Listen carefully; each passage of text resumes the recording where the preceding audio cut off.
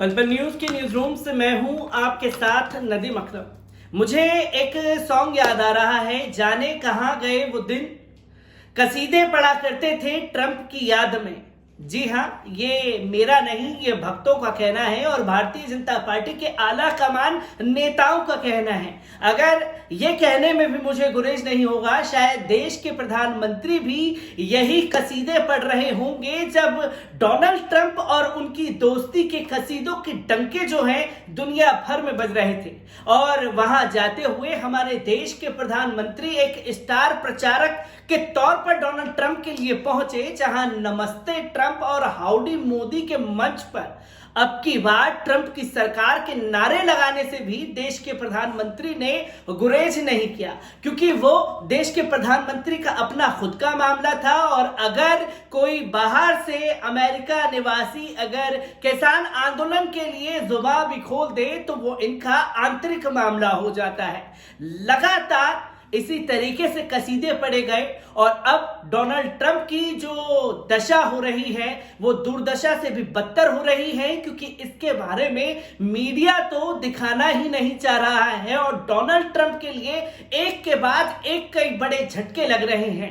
एक तो सत्ता से बेदखल हुए, उसका सदमा अभी डोनाल्ड ट्रंप बर्दाश्त ही नहीं कर पाए थे कि दूसरा सदमा उनके लिए व्हाइट हाउस को छोड़ना था, जो वो बर्दाश्त नहीं कर पाए। और अब 34 मंजिला जो इनका खुद का होटल था उसे ध्वस्त कर दिया गया है बाइडेन सरकार के आते ही। तो करोड़ों की संपत्ति जो है वो 20 सेकंड के अंदर स्वाहा हो गई है। एक बार पूरा मामला क्या है उस पर भी नजर डाल लीजिए। जब सत्ता जाती है तो कई उम्मीदें, कई अरमान और कई सपने ताश के पत्तों की तरह ढह जाते हैं। 3000 डेटोनेटर से 20 सेकंड में गिराया गया ट्रंप का आलीशान होटल। अर्थ से फर्श पर आ गए ट्रंप की कमर टूट चुकी है। अरबों की संपत्ति स्वाहा हो चुकी है। होटल गिरने पर हिलेरी क्लिंटन सहित कुछ अमेरिकी अपनी खुशी न छिपा सके। कुछ ने निकट से इस दृश्य को देखने के लिए $500 तक दिए थे।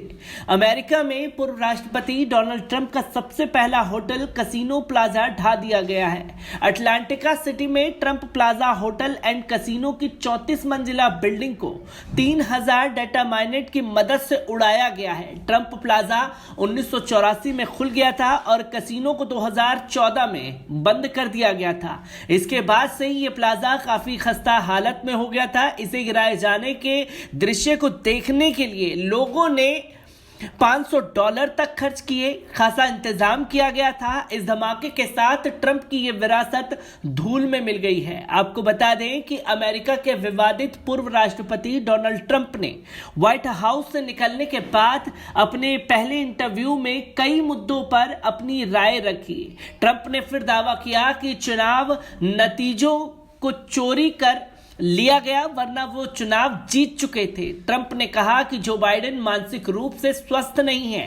ट्रंप ने बुधवार को फॉक्स न्यूज, न्यूज़मैक्स और ओएन जैसे अपने पसंदीदा चैनलों से बात की। ट्रंप ने कहा कि ट्विटर तो बहुत बोरिंग है। याद रहे कि अमेरिकी कांग्रेस पर ट्रंप के समर्थकों के हमले के बाद ट्विटर ने उनका अकाउंट बंद कर दिया था। ट्रंप ने इस सवाल का कोई स्पष्ट जवाब नहीं दिया कि क्या वे 2024 के राष्ट्रपति चुनाव में हिस्सा लेंगे। ट्रंप ने बस इतना कहा कि अभी कुछ नहीं कह सकता, मगर मेरे पास बहुत सी योजनाएं हैं। ट्रंप का कहना था कि मैं इकलौता व्यक्ति हूं कि मुझ पर महाभियोग चलाया जाता है तो मेरी लोकप्रियता और भी बढ़ती है। ट्रंप ने बाइडेन का झूठ पकड़ लिया है।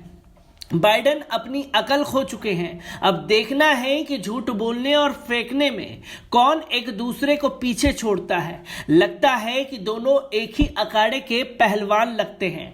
ट्रंप ने बाइडेन की किस बात को पकड़ा? लगता है कि ट्रंप और बाइडेन दोनों ही एक खाट का पानी पिया है। अमेरिका के पूर्व राष्ट्रपति डोनाल्ड ट्रंप ने इस देश के वर्तमान राष्ट्रपति बाइडेन पर शाब्दिक हमला भी किया। समाचार एजेंसी फोर्स की रिपोर्ट के अनुसार डोनाल्ड ट्रंप ने व्हाइट हाउस छोड़ने के बाद अपने पहले साक्षात्कार में दावा किया कि कोरोना वैक्सीन के बारे में इस देश के राष्ट्रपति के बयान इस बात के सूचक हैं कि या तो वे झूठ बोल रहे हैं या फिर उनकी अक्ल ही चली गई है।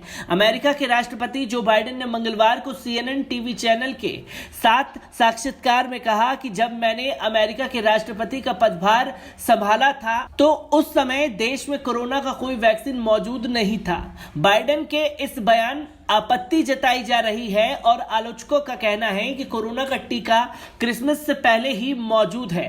अमेरिका की 2 कंपनियां फाइजर और मॉडर्ना को कोरोना का वैक्सीन तैयार करने की अनुमति मिल चुकी है और अमेरिका और ब्रिटेन सहित विश्व के बहुत से देशों में उनके द्वारा तैयार की गई वैक्सीन की लाखों डोज मौजूद है और अमेरिका में फाइजर या मॉडर्ना कंपनी का वैक्सीन लगाने के बाद इस देश में 60 से लोगों की मौत हो गई है। ज्ञात रहे कि कोरोना से सबसे अधिक लोगों की मौत अमेरिका में हुई है। स्वास्थ्य विशेषज्ञ कोरोना संकट और उससे मरने वाले व्यक्तियों की संख्या को अमेरिका की पूर्व सरकार के क्रियाकलापों का परिणाम माना जा रहा है।